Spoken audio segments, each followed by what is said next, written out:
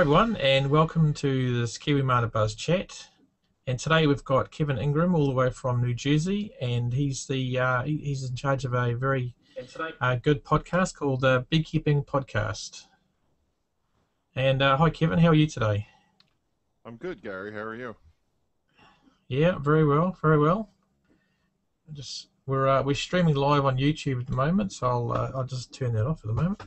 So yeah, so there's a few people watching hopefully, or in some cases maybe they're not. We'll have to see. Yeah, I think Right. you and I were having this discussion before we got started. This is a first run, so whatever happens, you have to remember it is live, right? Yeah, So we'll have a exactly. lot of fun with this. You and I have been playing with the technology just a little bit, and well, you're in New Zealand and I'm in New Jersey, and that's quite a distance apart. So I think we'll have a lot of fun with this. Yeah, exactly. Yeah, and we're just talking before the show about the time difference because you guys are still on Saturday and we're Sunday afternoon or Sunday almost lunchtime. So Yep, just rolling into we dinner time here for us. yeah, and we're into summer and you guys are into winter. So best of both worlds. So we'll just make a start. So how did you get into beekeeping, Kevin, and what made you start beekeeping? You know, it's one of those situations where I was a follower, not a leader. My wife Sharon, her parents kept bees, and when I first met her, I remember coming here and going up and seeing the hives and stuff. And I recall they had troubles with their bees, varroa mite, and all that stuff, but I really didn't know much about it. The New Jersey Department of Agriculture hosted a course with Rutgers, one of the colleges here in New Jersey. When CCD came through, they wanted to increase the number of beekeepers in New Jersey. So they offered a free course, 3 days. Oh, cool. It was like a short course, and you got a hive and bees afterwards. And my wife took that opportunity and went and participated in that. And she actually started beekeeping, not me, but my youngest son, he just turned 13, joined Boy Scouts, and she went to go be a Boy Scout leader. And lo and behold, I started doing more and more with the hives. And next thing you know, I'm the beekeeper and she's the supporter. So, Oh, okay. So you sort of changed hobbies. yeah, we switch gears. I mean, I do participate somewhat in Scouts, but she's really the lead there with my son. Yeah. Yeah, you have a busy life, don't you? Because don't you also do soccer as well, is it? Soccer training or something? Yes, my one son graduated out of the program. He's in college, and my other son is playing, and I'm involved in both the board and as a coach. And we just finished our soccer season just before Thanksgiving here in the States. Wow. That's fantastic. Um, yeah, no, my partner Margaret, she's involved quite heavily in the beekeeping, so she'll probably come in a minute to say hello. So we'll see what I happens was with kind that. of hoping we get to chat with her. I was just listening to your one podcast this afternoon. I walked out to look at my bees and see what they were Yeah. doing. I had to bang on the hives to see if they would respond. One, they didn't come out at all. I was wondering if they were okay in there, and then all of a sudden they came out in mass. I had to kind of scramble Oh, away, wow. but I had your podcast playing on my phone while I was wandering around looking at them. Oh, fantastic. Yeah, we were listening to yours yesterday in the car, so yeah, your most recent episode, which just come out, which is really good. Um, so what's the next question? So what's one of your most exciting beekeeping experiences? Have you got anything to share? Like, have you ever had a swarm fall on you or anything exciting like that? I think just about every opportunity goes out that gives you some sort of excitement, whether the bees chase you out of the yard or getting to meet Randy Oliver was pretty cool when he came here and did a meeting with us. He stayed with me actually and got to chat with him. I'm looking forward to going to the American Beekeeping Federation conference in January, and it's just one new experience after another, and um, I could say there's Yeah, a couple opportunities where things got exciting. Most of them deal with bee stings, but it is exciting to open the hive and see something that you've never seen before, and get that first look at something that you haven't experienced. And I really enjoy, I could say the true excitement is going in the hives each time and really just having a good time digging in. Yeah, and seeing how they're going and stuff. Oh, absolutely. Yeah, I think my record for bee stings is 8 in one day, so it's not so good. But recently it's been a bit better than that. So You must get yeah, we asked had a all the case. time how many times you get stung, right? Do you get asked Oh, that? absolutely. Yeah, all the time. So you've It's heard me usually say on followed my by podcast that I've counted all year long, so I could keep a record, and it was 22 times this year, and I had to be careful today not to get stung and increase that number. But yeah, for the amount of bees that I handle and things that we do, that's, I don't know. Some people I hear say they've been stung 5, 6 times this year. I don't know how they do it, quite frankly. Just even yeah. incidental stuff like you reach down to pick up a hive and you didn't know a bee was there and it gets you. Oh, absolutely. Yeah, if you grab the handles, I've done that and been stung here. Yeah, on the Yeah, fingers. I hate being stung on yeah. the hands. Hate it. Especially on the, I know I got a sting on the very end of my index finger a couple of weeks ago, and it still aches a bit. I don't know what it is, but yeah. Usually when you pinch them in that manner too, they really get you deep, and then your finger hurts for days and weeks, as you said. Oh yeah, yeah, yeah. I got stung last week on my arm, and that came out quite badly because I couldn't get it out because I didn't have a knife or anything with me, so it was sort of full impact. But that was funny because it was actually after we'd cleaned up and we were ready to leave the site. It was a remote apiary site we've got, and I was ready to get to go. And it just came along, landed on my arm, and stung me, and then flew off. So it wasn't too happy. I think we just split the hives there, so they were a bit annoyed. I think it was kind of late in the day, so yeah, We fun did and some fall games. maintenance on our mentoring hives that we have for our beekeepers association, and we went up there, and let me tell you, we intruded the bees a lot, and they were really upset that day. And I was just joking with one of our members at our holiday meeting. We had a good laugh about they followed us all the way out the driveway. I remember getting in my car in my suit and driving down Yeah. to the front and opening the doors to let the bees out before I could step out and take my suit off, because they just would not leave you alone in the yard. So it's one of those things where, um, as you just mentioned, sometimes you disturb them and they just don't particularly take to that.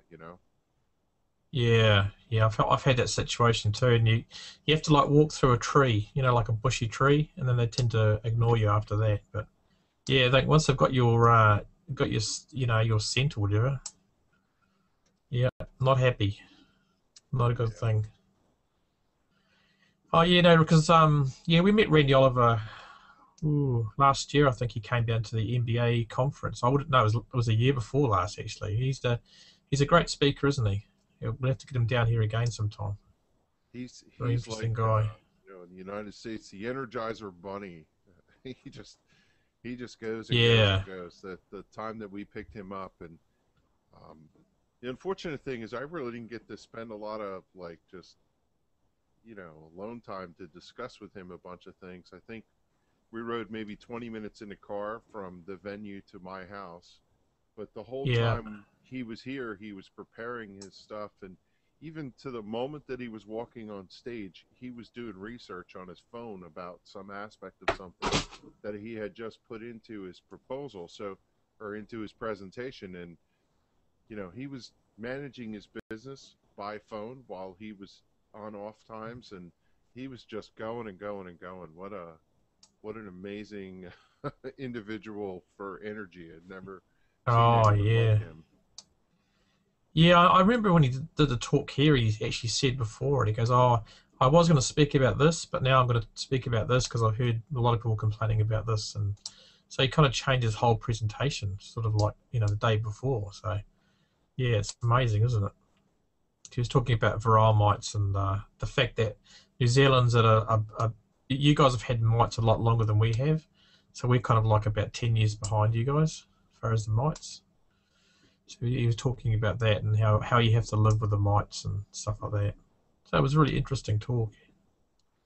Yeah, Gave his us a lot of hope. website is packed and it's a little difficult to find stuff. So if you get a chance to sit with him and go through his presentation, the good thing about Randy is Randy's doing the work.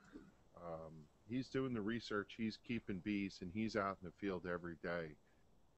I've seen some of Yeah, these presenters that are just rehashing other people's stuff, but with Randy, he's literally out with the bees every day, and he can try things, and the proof is in the pudding from the research part. Now, I know that other universities and whatever do more formal research. He does do formal research in scientific ways or yeah, whatever, but he's up to his elbows and his arms every day in bees, and that just really makes a difference, I think. Um, the funny thing about bees in the United States is it's almost all, in my opinion, geared toward the commercial industry, and it should be, of course, because they're the ones that are pollinating the almonds and soybeans and all the other crops across, and you have to take care of the industry, but um, I don't know where the hobbyist like myself sits in that place, and all the research, all the data, all the information is coming and geared towards trying to solve the commercial problem in the U.S. And the hobbyist just kind of has to take what they can, distill it, and figure it out for their own use.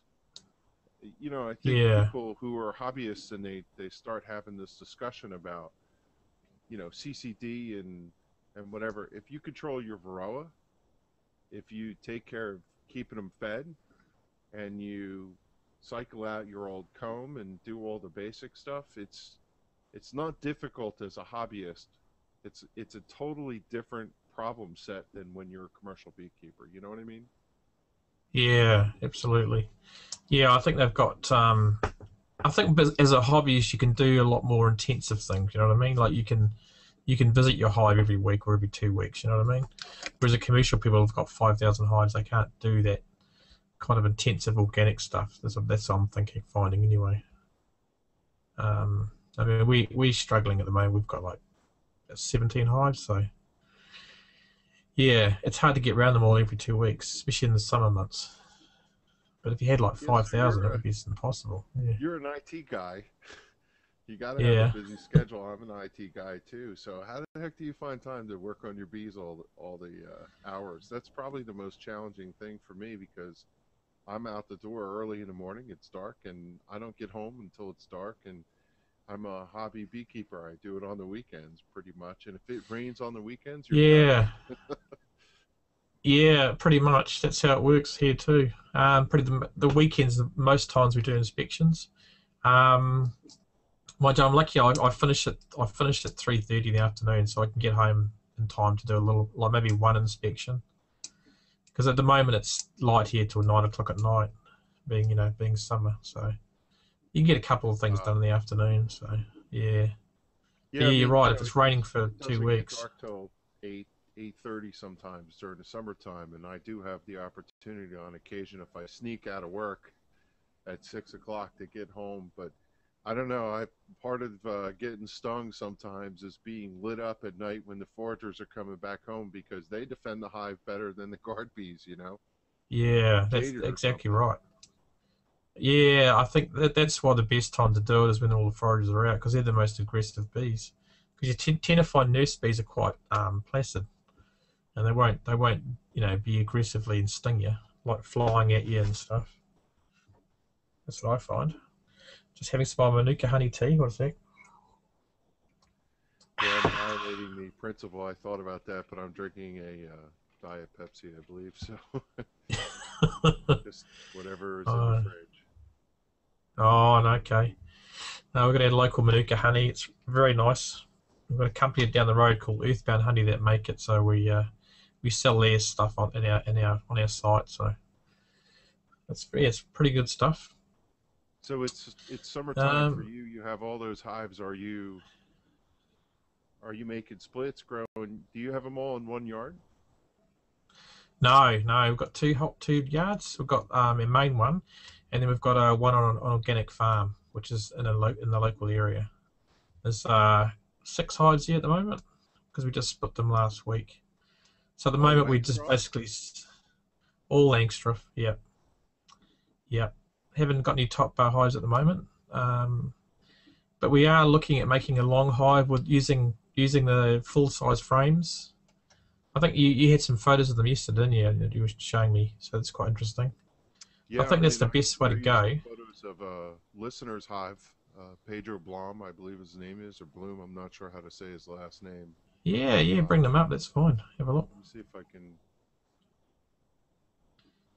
Yeah, because in New Zealand, the law basically states you have to have an enclosed frame. Okay, there you go. You'll have to talk, man. Yeah, so this is a listener hive that he sent me. He built it, and it's an interesting piece because it's square, like a Langstroth hive. But if I see the pictures correctly, as I look through them, they tend to have sloped sides on the inside. What he said is he's in Sweden. Now I don't know if this is two Oh yeah, hives or yeah. one hive, right? Because if you look at that frame looks relatively square. So this one looks like a Langstroth long hive, and it has the pivoted edge here so that you can, Oh yeah. they So can so start the to build bees the build on it. compound. And then if you look at Yeah. this hive, it looks like it's got square sides, or maybe it doesn't, but it definitely has angled interior. So I don't know if this is one or two different hives. But to me, what I was looking at, I'm looking to build something that looks like this. I found Yeah. this on the internet. It's from yardcraftjunkie.com. And if you look at it, it's individual boards. And I have in my garage, somebody did a oak floor. And I have oak boards that look just like that sitting up in the rafters. They've been there forever. And I'm thinking to myself, that would be a great, beautiful hive to build. And I do want to get some experience with something other than a Langstroth. So I really am looking at this as a potential design. Yeah, it looks great. That looks very similar to the one that Phil does, from the Barefoot Beekeeper. Oh, It, Phil, it Phil almost Chandler. looks Phil Chandler. Yeah, it looks exactly like his plan. So you can, I think you can download the plans for free. So yeah, check it out, guys, because it's is it barefootbeekeeper.com, I think. I'll put it in the BioBees. show notes. It's Firebase, that's BioBees. it. Yeah, if you look at Yeah, this, because it that looks very has it similar. has a foot on it that is made with composite material, and the expectation Yeah. is that the wood is not sitting. So this particular hive was not built with legs, as you know. It's like a pedestal, and it's built to sit Yeah. on a cinder block base, and it has a composite board underneath that will not rot.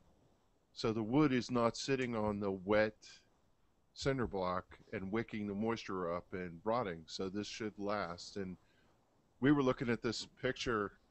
These little knobs allow you to use like bungee cords to hold the roof down. And it looks like there's knobs on here that allow something to go underneath and hold a closure on the bottom or something. I'm not sure what the Yeah. plans are for this, but Well, that could be very handy for. But we recently had a tornado in Auckland last a couple of weeks ago, so that was pretty shocking. And you guys have just had Hurricane Sandy, haven't you? So it's a yeah, good idea to shackle down your roofs. that was a mess for us, Yeah.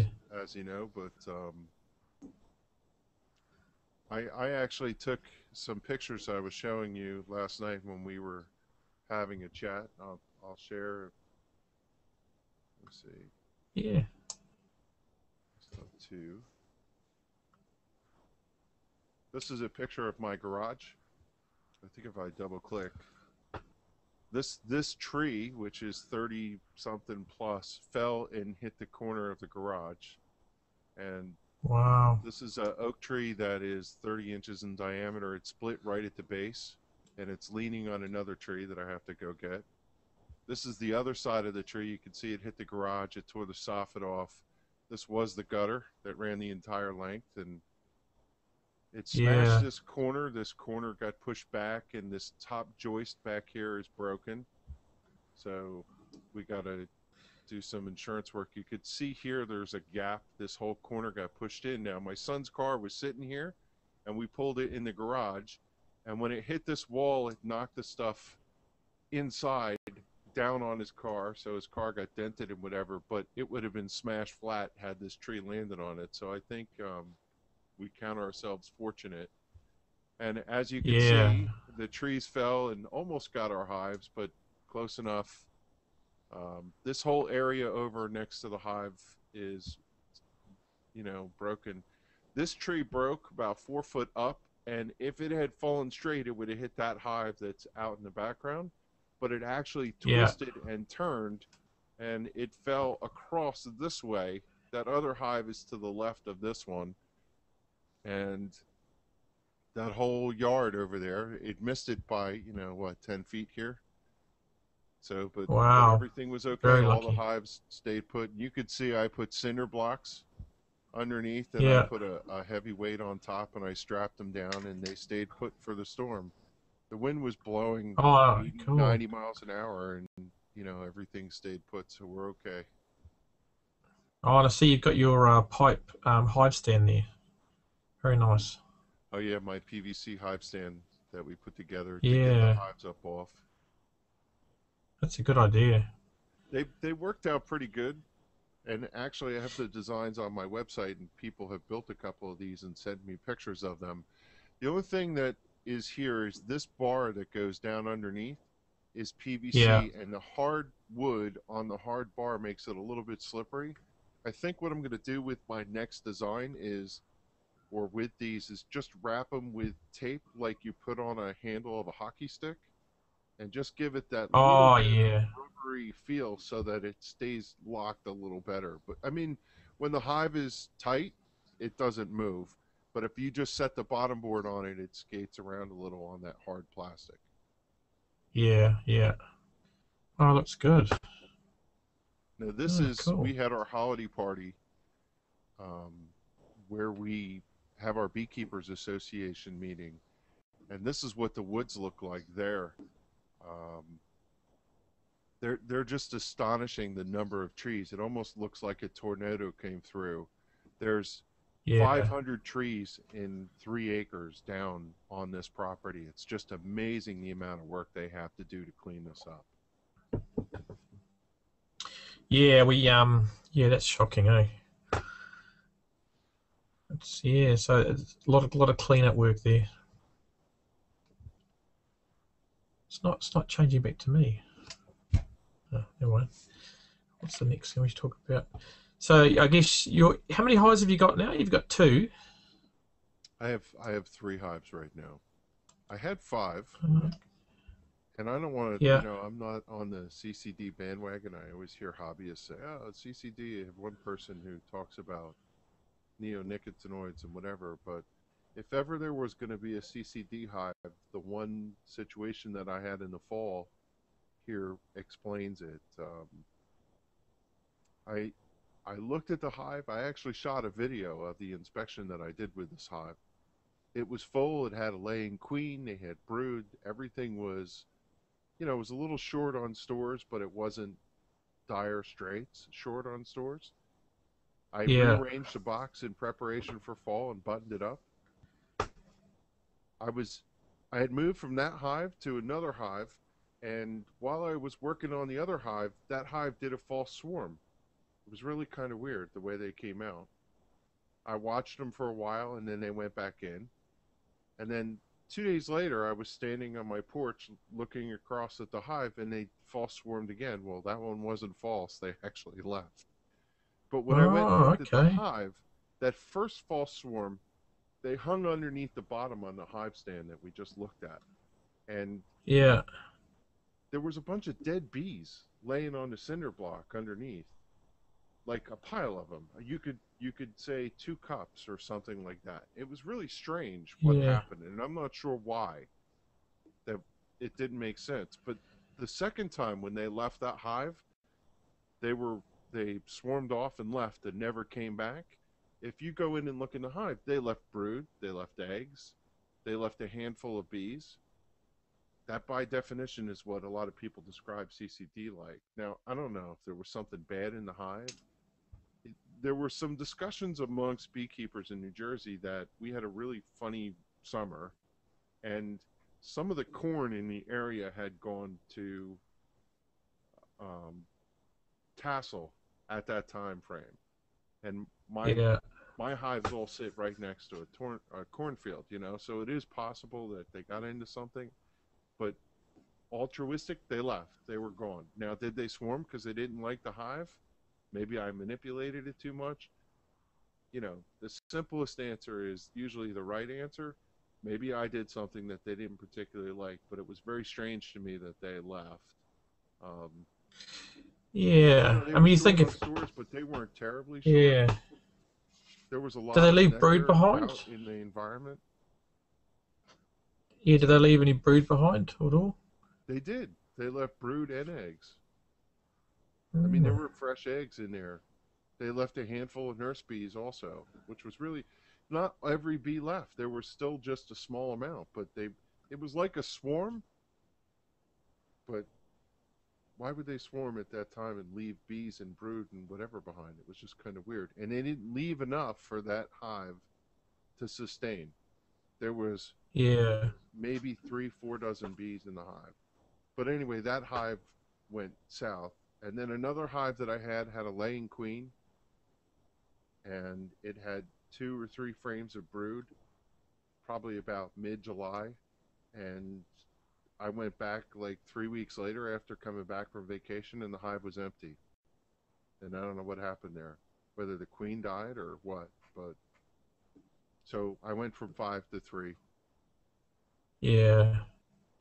So you've got five now going through the winter, I guess. And Yeah, when do you guys 3 start going up into again? winter, and I have enough Three. to Yeah. build. I'm going to have probably 7 or 10 hives come spring. I'll just start doing splits and putting equipment together. I was saying to you before, my mother-in-law was a beekeeper, and all her equipment was sitting out in the back shed, and they're all medium and shallows. And I think Yeah. what I'm going to do is take all the mediums and just build a couple medium hives and no big boxes in it. I'll have to buy the frames and put them together. And then if I build a long hive and a couple other, I won a hive recently at a beekeeping meeting, a cedar hive. So I should be able to put Oh 9 hives together. Well, that sounds good. So when you say a medium, you mean a half size one? Is that right? Because in New Zealand we call them half size, three quarter, and full. I think you guys call them. We What do you call them call them? Full. a full, a deep, and a shallow, right? What's a Or shallow? Is it a like a? deep, a medium, and a shallow. A deep is a full size. A medium Yeah. is what you usually put on for honey, and then shallows Yeah. are for people who just don't want to carry any weight at all. They have really short boxes. Oh, that's probably like. So that's probably like a half size one, I guess. Some Yeah. folks You, don't like big heavy deeps. You know, they're too heavy. They weigh 120 pounds full, and so they put 3 mediums on instead of 2 deeps. yeah. We do that too. I mean, currently we have two fulls, and all our honeys are three quarters, which are shallows. Is it right? Yeah. But yeah, the half depth. So these ones are three. What size are these ones you've got in the shed, Kevin? Three quarters or shallows? They're I should medium. convert these. I have Oh about yeah. a dozen medium boxes in the garage. I'm just gonna give them a quick sand and paint, get them dried hard before spring comes. You know. Yeah. Yeah. Yeah. That sounds good. And they haven't been used for a long time, then. They haven't been used for a long time, and there were some shallows out there too, some honey boxes. I pulled them in. They're a little grubby. I don't know. I have to. They had a really funny foundation in them. It was like plastic cellophane with metal crimped edges. And somebody, the Oh. state apiarist, told me what kind of. They're really an old form factor foundation, They used to build these plastic cellophane sheets, and they would put wax on them, and that's what people used back in the 90s or whenever this was that they had these. I'm pretty confident Oh, my in-laws haven't never seen had those any before. No. disease or problems. Their bees just perished from varroa and starved, as is usually the case with hives that don't survive. So Yeah. Yeah, I guess you could just you could what we do here is I do paraffin dipping, where they get a hive and they put it into a big vat and they sort of put boil it with paraffin wax, to make sure there's no, so that kills AFB spores. And we don't have a European foulbrood here, so we don't worry about that. But stuff like that, 'cause especially with old hives that people get from like from their granddad's shed or something. I've heard of cases where they've been in the shed for 40 years and then they have AFB in them. So you just got to be careful about that. But as long as you're sure of the source, it's fine. Trust the person. But I mean, the yeah, key thing is just keep rotating your comb, keep your stuff straight, don't cross contaminate or whatever. Although, if you've listened to my podcast, I'm not the best at that. There's times when I only have 3 hives, and I know they're fairly healthy, and you're not supposed yeah, to. And the first time that I do it, and something bad happens, I'm sure that I'll stop doing that. yeah. I mean, it is hard to. Yeah, I know what you mean. Like trying to have like frames specifically to hives and stuff, but it can be difficult when you're doing a lot of splits and stuff. So, because sometimes they might need another frame of brood or something. It's You're not. gonna move them over. I learned a hard lesson, which is this: it's not the disease and bowel brood and all that other stuff that I'm worried about. It's the fact that I won one hive, and my wife bought some hives, and we got that first hive that we started with, and none of my equipment matches. And you take a frame out of a Kelly box, one vendor, and you put it in a Brushy Mountain box, and the bee space is not maintained, and they're building bridge comb on the bottom. And the problem with exchanging equipment is the fact that nothing matches. If I had my druthers, I'd get rid of it all Yeah, and buy one manufacturer, which is what I recommend in my getting started guide. Pick a manufacturer and stay with them, because when you yeah, start yeah. mixing equipment, it becomes really a mess. Yeah, you think that'll be built to the same standard, eh? Because I mean, like the Langstroth standard it is called a standard for a reason. The So outer yeah, part I know what is you the mean, but standard. The yeah, frames are the secret sauce, right? And everybody builds their yeah, frames in a different manner, and that becomes the difficulty. and you get different gaps at the bottom and the top of the frames, I guess. Yeah, Yeah, and the I've noticed that some people manufacturer have like a things bigger that gap that the on the hive top sits in bar. change, and some of them have the metal strips that raise it up so that you can slide them back and forth, and they don't propolize them. You know, so Yeah, they all have a different mousetrap inside, but the outer dimensions are the same. yeah, yeah. Well, yeah, the internal dimensions are just as important, aren't they? If not more important, really. Because that's the other thing. The thickness of the wood matters too. It's got to be 20 mils or what's that thing? I don't know what 20 mils in American measurements is. Three So quarter we're inch. metric here. Yeah, yeah, that's it. Because that makes a difference too. Because then you can't put 10 frames in. If the wood's thick, you can only put like 8 or 9 frames in it. So You really learn indeed, when you build your own stuff. I never owned. I have one nuke setup that I purchased, but the rest of the nuke stuff I buy and or I build.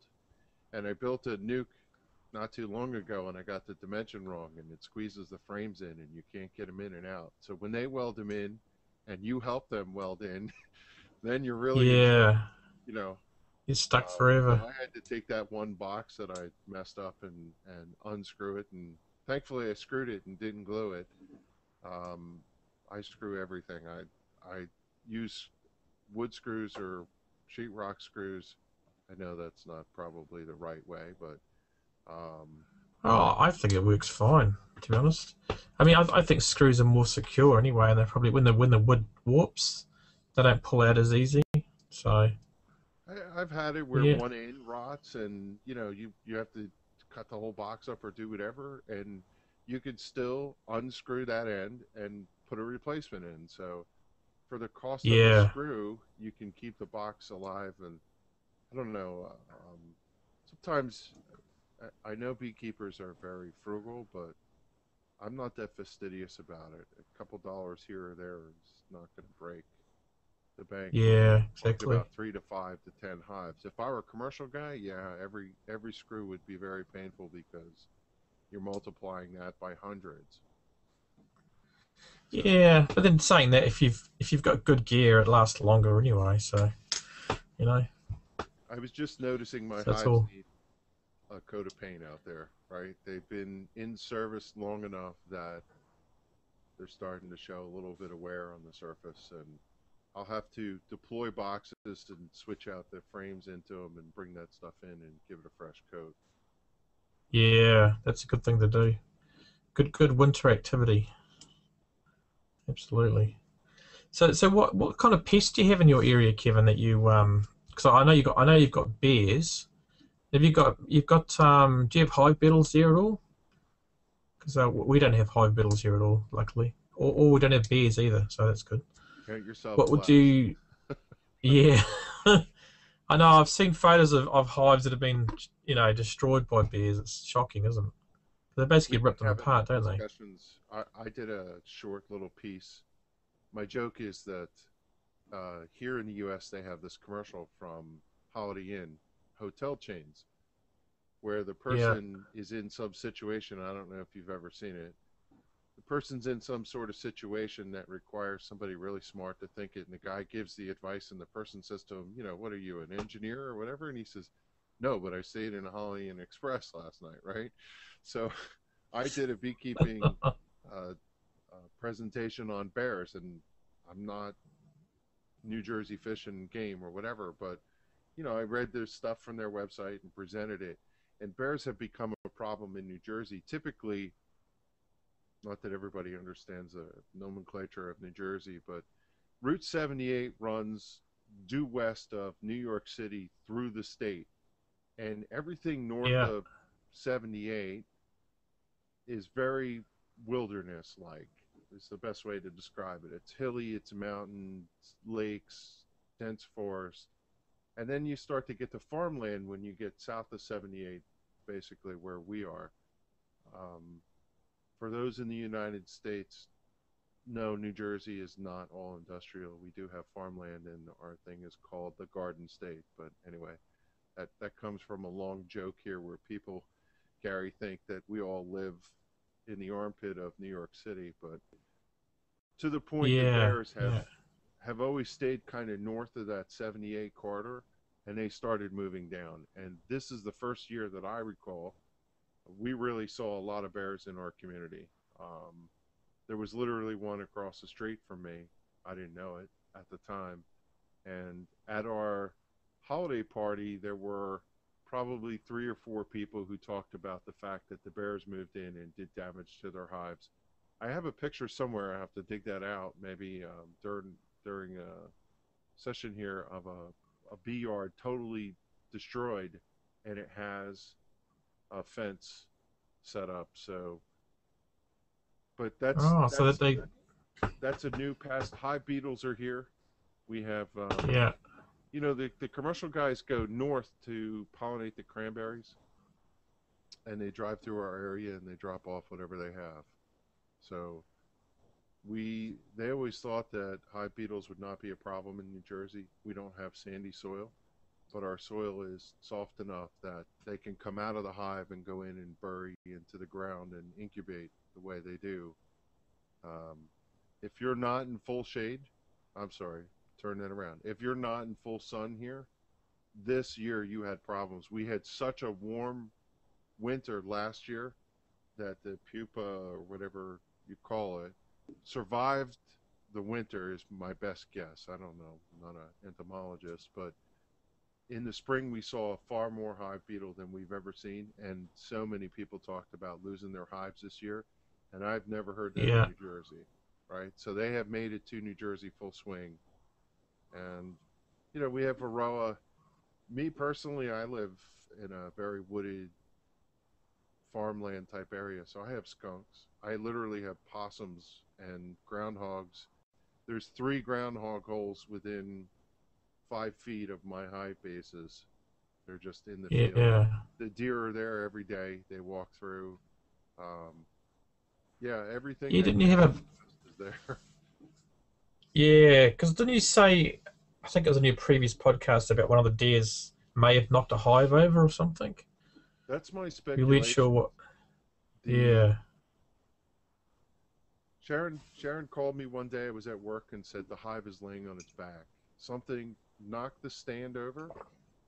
That the bottom board and the bottom box were sitting on its back. The top box, the inner cover, and the roof were upside down, and something had just knocked the thing over completely.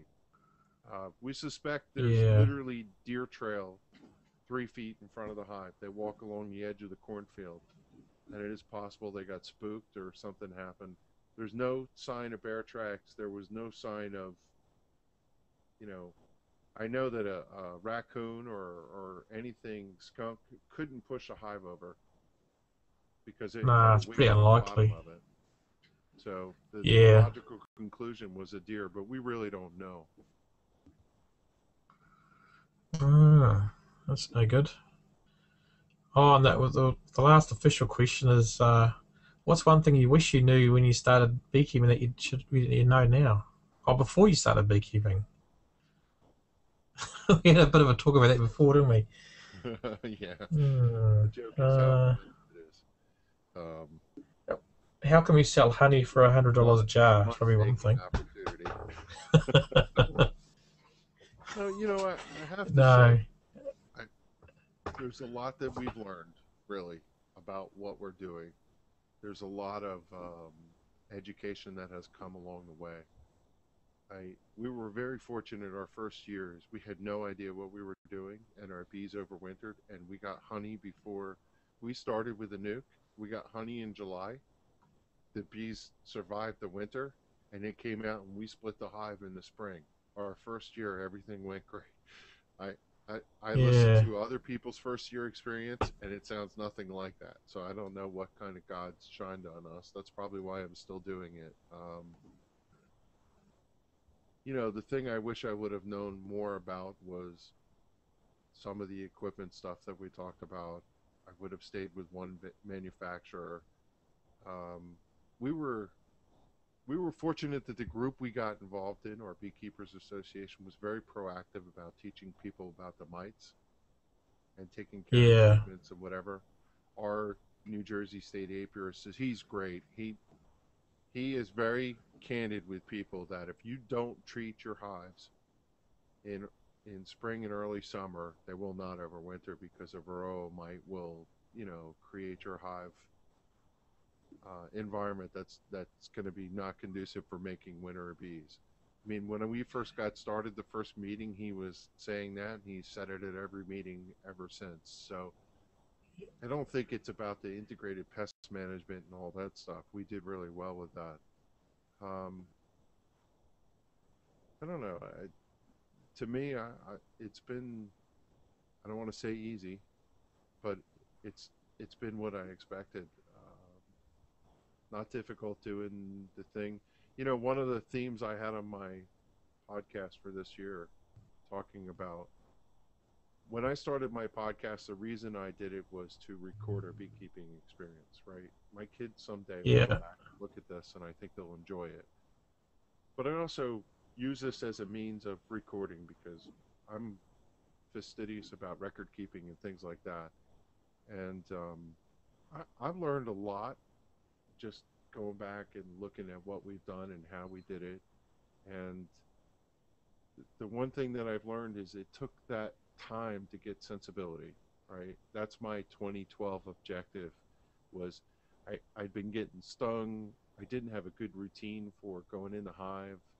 Um, the methodology in which you work the frames, like I came up with good systems, but I just didn't have that touch. And this year, I more than ever focused on exactly what I'm going to do when I get in there and how I'm going to do it and being like I don't know, somebody was describing it like yoga, that slow movement, Yeah, yeah. this type of thing, like, you know, that, that, that movement You of gotta working, you gotta be. pull the frame out, take it Oh, over and set it down and not kick it over and make the bees mad and get stung and, all that stuff, oh right? yeah. That sensibility Absolutely. was the fun thing for 2012.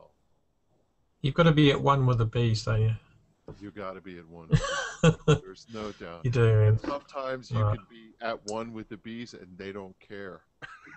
no, you know, it's they don't true. care. I find early evening, they're not very happy. They go, the day's over, go away. There's a video on our YouTube channel. I'm sure you've been over there and peeked at it. Yeah, yeah, it's a some great videos on there. Yep. So there is one video where I was trying to go out, I think last year, and get the hive set up for fall. And I went out, and it was the only opportunity I had for that weekend. And rain was coming, and it had just started to rain, and they lit me up. I got stung like 5 times, and I was mad, as you could see on the video. I was forcing it. I wasn't happy. I wasn't doing really well, whatever. And there's just some of those days that you'd really like to give back, in beekeeping. But most of them are pretty good. My thing that bothers me most is I love those days when I have the opportunity to stroll out there at 11 o'clock and take whatever time I want and dig through those hives as much as I want. And I don't have anything that I have to go to a soccer game or, some family function somewhere where somebody's having a birthday party and, you know, Yeah, but it's not that way. Life doesn't structure itself that way. You almost always have some activity going where you got to get in, you got to get out, you got to get a shower and go. yeah, yeah. You can't just sort of take the time and just be with the bees, kind of thing. Yeah, it's true. Do you Yep. have, I'm going to say this, and I think a lot of people could probably identify with it. I'm happy to be a hobby beekeeper. And what I mean by that is, I think if I had to do this for a living, I would be forced to do things that I wouldn't want to do. So the ability to build a hive with screws, the ability to build a nice hive stand, you know, play around. Yeah, It is a true hobby and fun, no pressure, on our terms, where I think once it became too commercial, it would take all the fun of it out of it. yeah. I think that's true. Because it's more of it's a business, then, isn't it? It's not not a fun thing to do. And you have to, and they have to produce honey, otherwise you don't pay your mortgage, basically. So it's a whole different ball game, isn't it? So yeah, that's why I don't think we'll ever be commercial beekeepers. But we obviously sell beekeeping stuff as part of our business, but not producing, not selling honey. So that's the thing. Yeah, because I mean, yeah, it's a lot of big The other investments. thing about honey is, how much honey do you need? Um, Quite a lot. I have boxes Yeah, of honey in the other room, literally, and yeah, I could sell it, but I don't want to be bothered with selling it. And I'm starting to get to the point where I think we're doing it wrong. We need to leave the honey for the bees. We're taking their honey and we're feeding them sugar water, and I think we're compromising.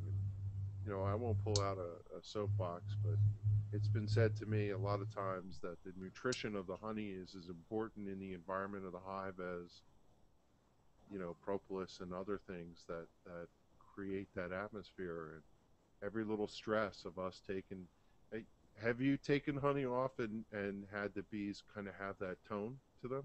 You have, right? I've seen it.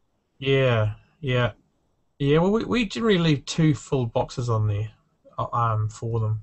Including the brood over winter. So we do leave a lot more honey on them than other people. But yeah, we don't mind. That's fine. It's spring for you right now, right? Yeah, spring now. Yeah, When did your, yeah.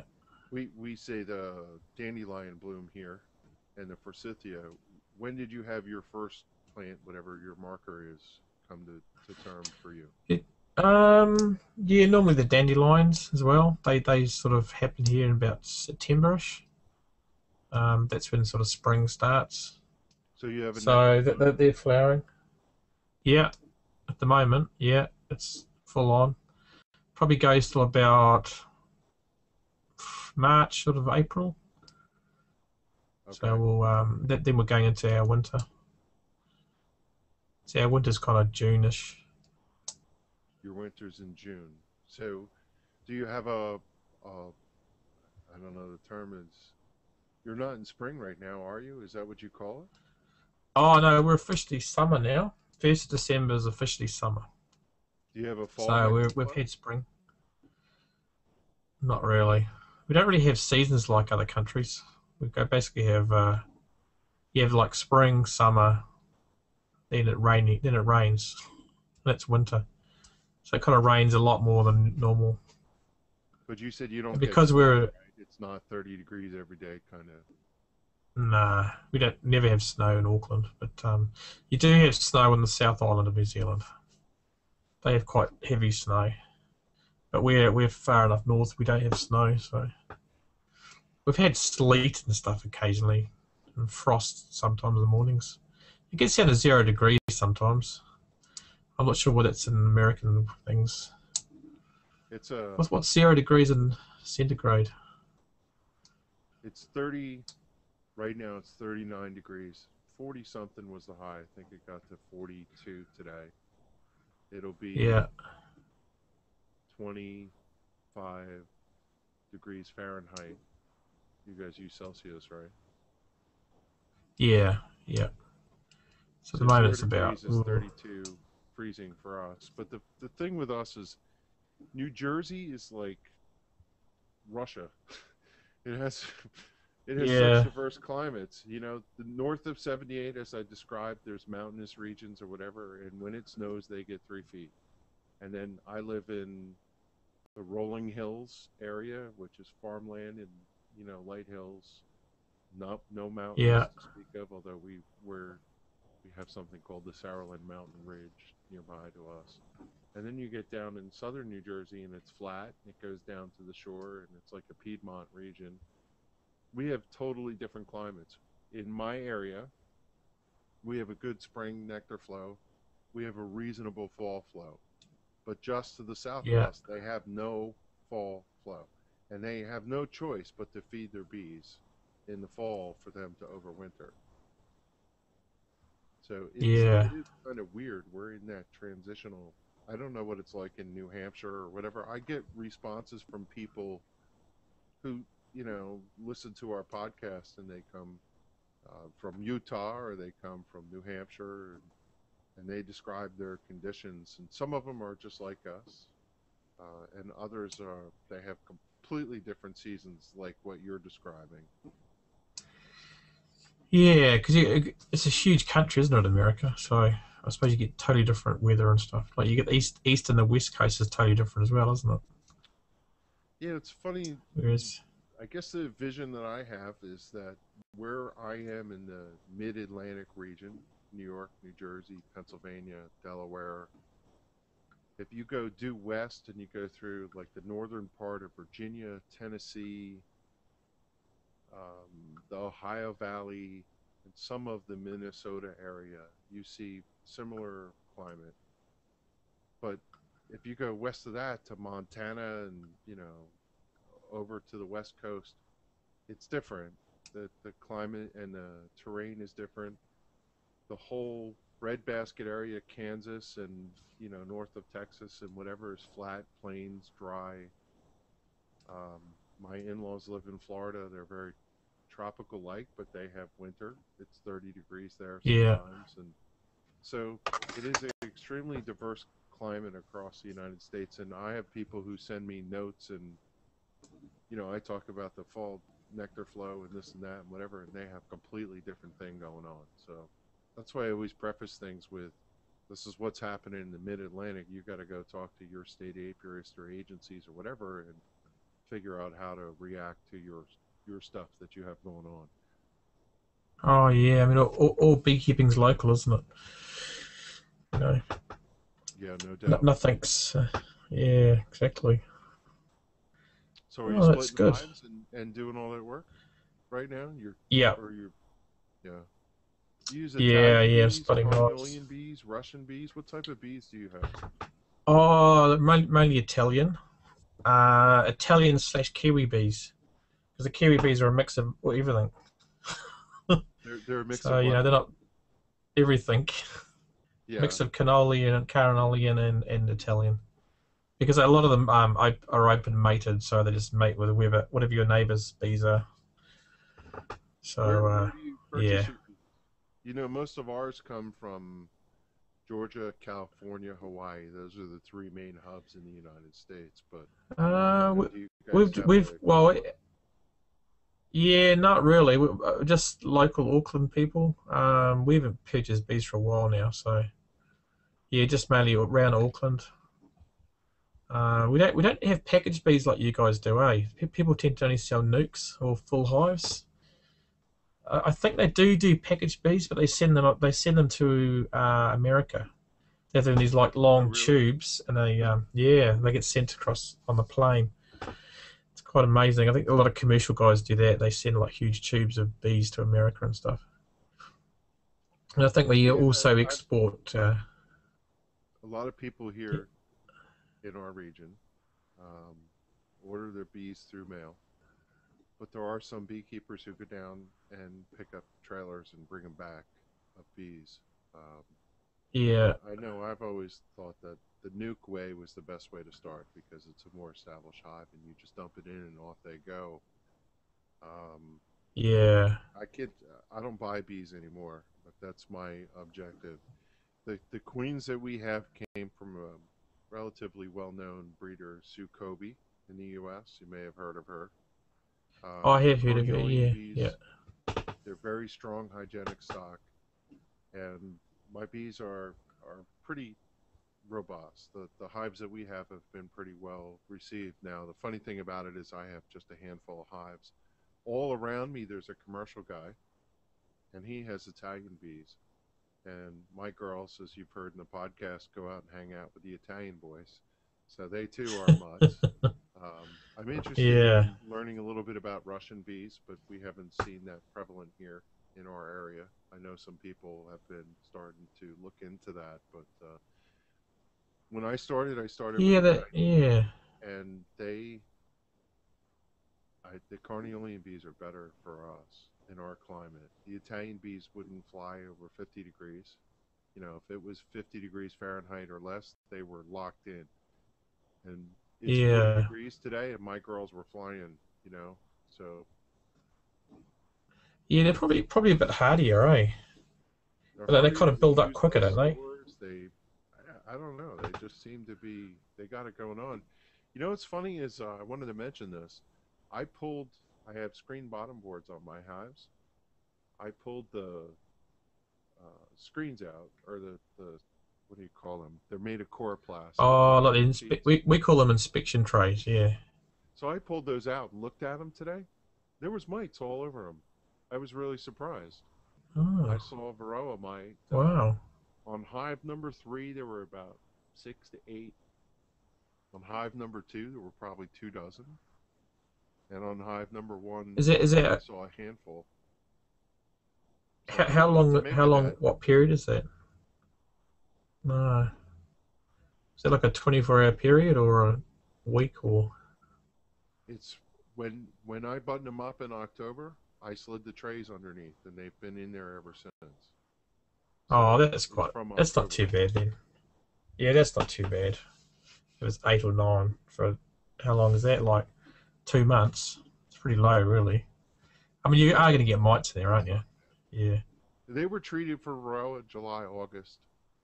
Look down Yeah. again in September. If you followed my videos, you know I was pretty Yeah. diligent about that, as usual, because What? that's the What, key to what getting them did to she? overwinter. Yeah, to have a good no low mite count, eh? So what do you You know, use in every year America for? I always put solid bottom boards under my hives. This year I left the screen Yeah. ones in. So I've never had the opportunity to do that particular activity, which is pull the tray out and see what's on it, you know? Yeah, yeah, because I guess normally you wouldn't. Yeah, because you have a solid bottom, it'd just sit on the bottom, wouldn't it? Right. Oh, that's good. You wouldn't know till spring. right? And you opened it up. No. Yeah. But I think the other thing is the mites probably just jump on bees again if they fall out of the cells, if it's a solid bottom board. Whereas now that you've got the mesh board, you probably find that you might lose a lot of mites through that out of the hive, hopefully. Yeah. Bit of So luck. you listened to my latest episode, you know, I'm in a I'm going to build a long hive if I can find the time over this break, and I have my Yeah. winter projects going. I wanted to show you the hive scale that Bob Kloss put together. He's our new club association president. Oh, Um, yeah, okay. We'll show people that. That'd be good. That was a bathroom scale idea, wasn't it? it was a bathroom scale thing, so it came from. Let me give credit where credit is due.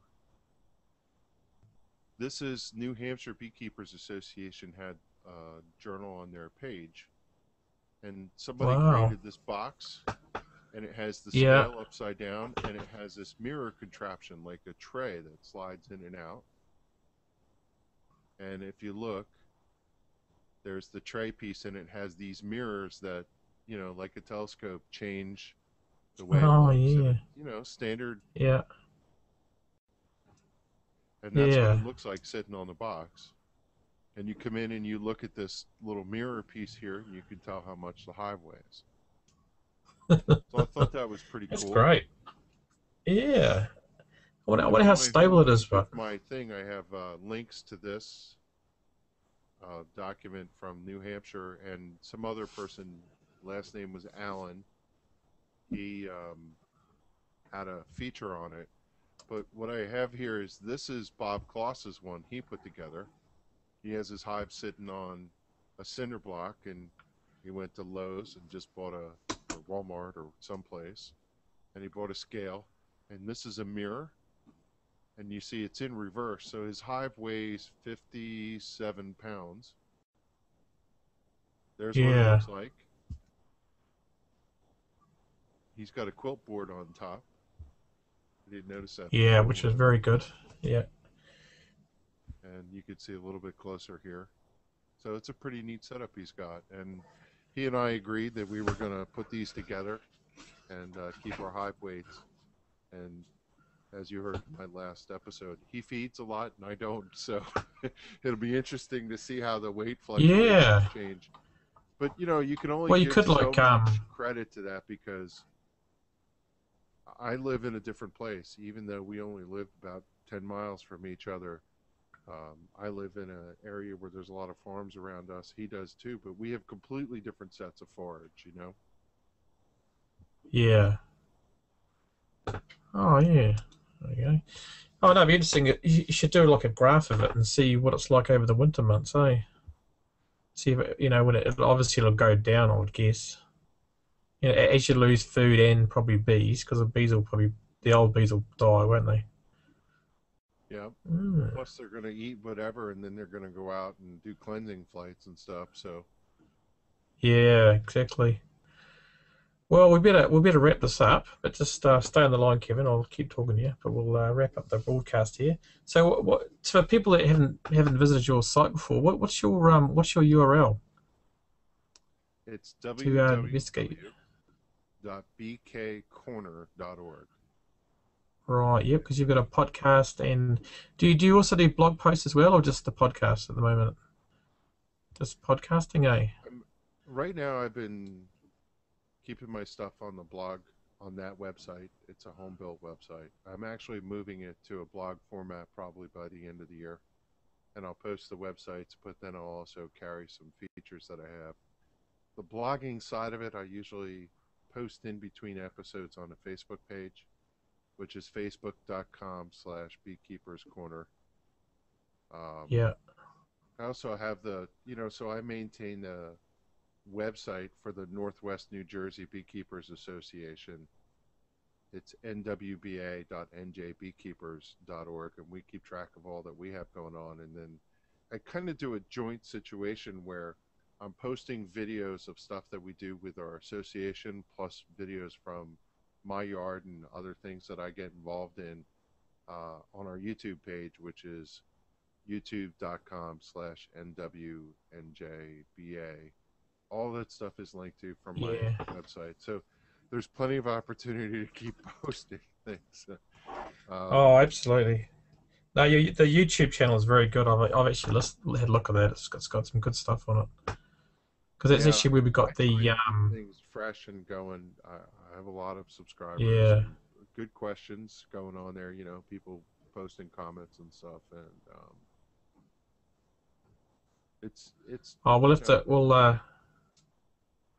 yeah. social Well, media. we'll get all those links in the show notes anyway. What's that? Social Yeah. media, Well, right? thanks everyone. What's that? Russian media? Social. Oh, social media. Yeah. You got to keep it going, don't you? Keep it social. Yes. Exactly. Oh well, thanks for coming along today, Kevin. It's been good to speak to you, and Yeah, we must thanks do for this having me. again. I've enjoyed this little chat. Always Yeah. wanted to Cool. do this with another Yeah. podcaster. And Okay. Well, stay on the line there. We'll just end the broadcast. So thanks everyone for watching. If anyone is actually watching, we don't know, so we'll have to see. But we'll see you next month for another podcast. And yep, keep the bees buzzing. See you later.